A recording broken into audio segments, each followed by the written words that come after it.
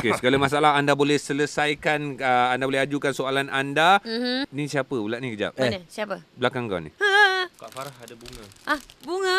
Lama. Ada bunga. Doktor, ada orang bagi bunga Farah Fauzana. Bagus satu, bunga tu kan lambangnya cinta. Tapi kenapa doktor muka merah-merah je? Bukan. Saya bukan saya. Takkan kalau doktor bagi dia bagi sendiri lah. Putih-putih melati, merah-merah delima. Saya memang muka saya sebab saya bawa balik daripada Switzerland semalam ada salji kan, jangan. Aku dah faham ni. Okey, sekejap. Doktor An ni, boy, dia punya ayat ni. Ada orang kata ni betul ke Doktor An ni?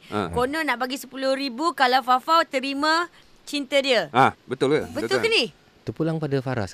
Betul pula berlaku pula. Tapi ramai ni daripada Emon. Bunga pula dapat ni. Emon mau cakap ni, tolonglah terima Kak Farah. Doktor tu 10,000 tu tolong ah. Ramai pendengar-pendengar kita yang Kadang-kadang, cakap Farah terima please. Kadang-kadang kita menghargai peminat kita kan.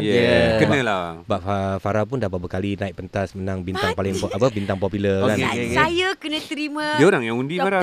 Dia orang tolong. Inilah masanya Farah balas. Lepas tu Doktor akan tambah RM10,000 dalam gelanggang lagu masuk. Yes. Tak apa. Terima. Kita ada pemanggil. Tolonglah penyelamat aku ni. Farah terima Doktor An. Saya nak RM10,000. Kejap. Apa dia? Awak nak suruh saya terima Doktor Ar? Saya nak RM10,000 tu. Ampun kau. Tak boleh lah macam tu. Saya memang sayang ke pendengar-pendengar, tapi tak adalah minta bagi sampai RM10,000. Inilah Farah orang kata pengorbanan.